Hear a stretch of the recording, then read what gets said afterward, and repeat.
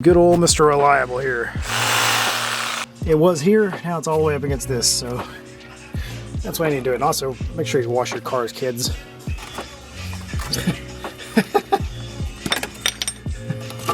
I just finished one video to start another. So, if you've been following my channel a while, you know these have been blown out for a very long time. It's hard to really see, but they are completely gone. And I filled them up with window weld a few times.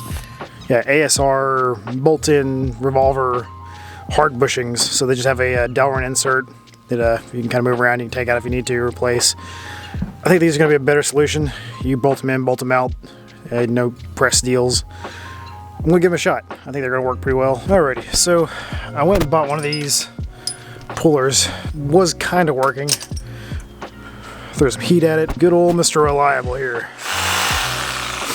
Now what I did is I just went ahead and sawed out all the bits that already broke off.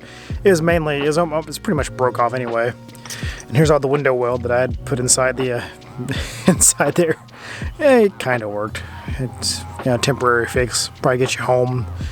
I mean, it would get home without it, but anyway. All I did was I got some heat to this, and I sawzawed it in a couple places. I thought I actually got all the way through, but it didn't. I think it just made it enough where I could hit it with a hammer a few times, flatten out, and then tap it the rest of the way out. So, big hammer, sawzall, large flathead. Wondering, I was watching someone else put a spherical bushing in, and they're having some problems, but it looks like the ASR fits in there with no press, no nothing.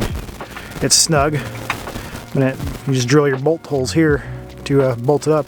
I think this is going to be pretty freaking choice. I really like the way it looks. It's fitting nice and flush. So what I'm going to do is I'm going to get the right drill bit size and go ahead and drill that. And I think we're ready to go. So the way the instructions read, you're supposed to put the ASR emblem toward the front. So I'm going to go ahead and put that back in here. I guess it really doesn't matter. I'm going to actually prop it like that. I guess you could center it up. I think it's going to have more rigidity that way. And what you want to make sure you do is go ahead and center punch in between those, so when you get ready to drill, your drill doesn't try to jump everywhere. And it's a little better. We'll try to go ahead and drill it. So it calls for 11/32 drill, 10mm or 11/32, but it's the same thing.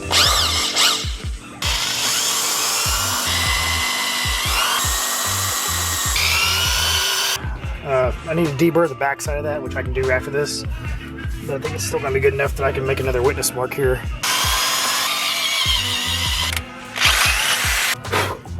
It's pretty good. Since I'm kind of in a time crunch today, I'm not going to paint that bare metal I just exposed today. But I am going to put it on my list because you definitely need to do that on a part that sees a lot of water and mud and crap. Alright, so it looks like we got a 3/16 Allen head and a 1/2 inch socket, so I'm gonna tighten this bad boy down here. I don't want to get under here because it's really dirty, because I didn't clean it like I should have.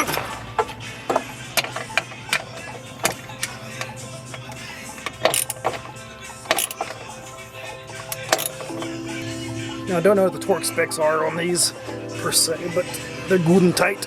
German spec for the interesting part will be these dog bones that come with it. So they're, as you can see, they're not actually part of it. So I guess you put them in here, and there is a certain way they go. I'll have to figure it. Yeah, before I get them stuck in there, I want to make sure I get them in the right way. So looking at the diagram, looking at the other one, I really cannot tell which way is the correct way. You've seen that kind of wrong. You can see a little kind of almost snowman hole they made. Tisk ASR. But just kidding, these are good parts. That's not going to matter. I'm just laughing being an engineer seeing how that's machined. Now, someone in the comments may be able to tell me if there's a specific way to tell on these. I'm going to eyeball it. Oh, I think I'm just going to YOLO it and see what I can figure out. Worst case, Ontario. I pull it back out. As you can see, the lovely HRG lift is still doing well. Fantastic after a good year worth of use and abuse. The whole thing's doing great. So it looks like we're a little more tappy.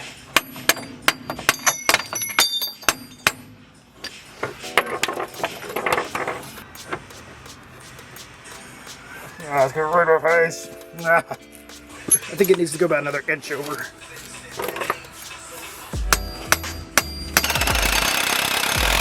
I think that's good. Got so much freaking dirt in my eye. So I gotta go ahead and hook up this dog bone, but it's pretty much lined up. It'll just take a second.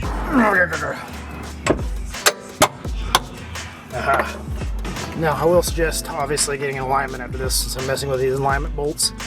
So like most people, I'm gonna try to get it about where it should be, or at least where it was, and bolt everything back up until I can get an alignment, because obviously I'm kind of in a time crunch, pretty much like always. That side's done. Looks good, and I can actually tap this over a little bit to give it a little bit of clearance, which may be a good or bad thing.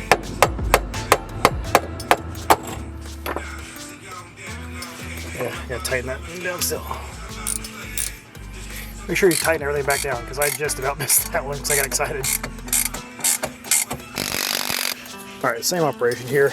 I'm going to go ahead and take 2 17s out of the spacers here. If you look here, I want to pull the end a little closer so you can see how bad that bushing is. Yeah, that thing is, it was here, now it's all the way up against this, so that's why I need to do it. And also, make sure you wash your cars, kids. I know I used to say, make sure you wash your cars before you work on them. Now here I am.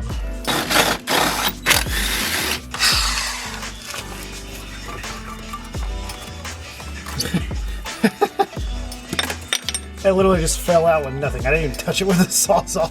When you're sawing through here, make sure you're not sawing through your parking brake cable.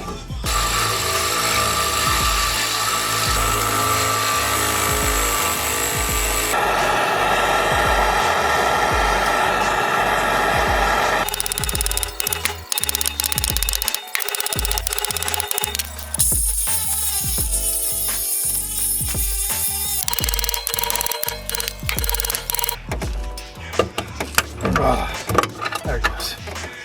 God, that's my ass. I didn't cut it up. I thought I may have gotten to the control arm a little bit. We're golden now. Alright, so we're going to do the same procedure we did on the other side. Go ahead and get my center punches ready and start drilling away.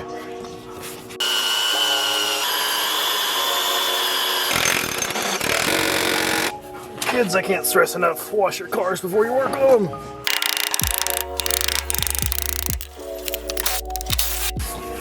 Alright, that wraps it up. They look good. They went in pretty easily. A lot easier than I was expecting. I was expecting it to be a full day job, but it's only 3:42, and I started about 1. So I'm going to slap the tires back on and see how how it sits. If it does any better, or if it just looks better.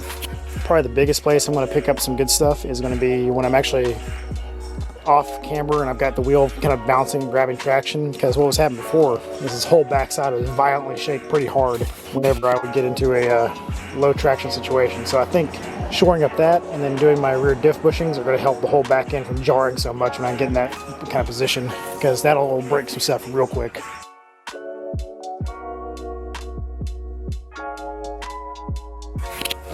Alright, so lowered it back down, and this side's looking good.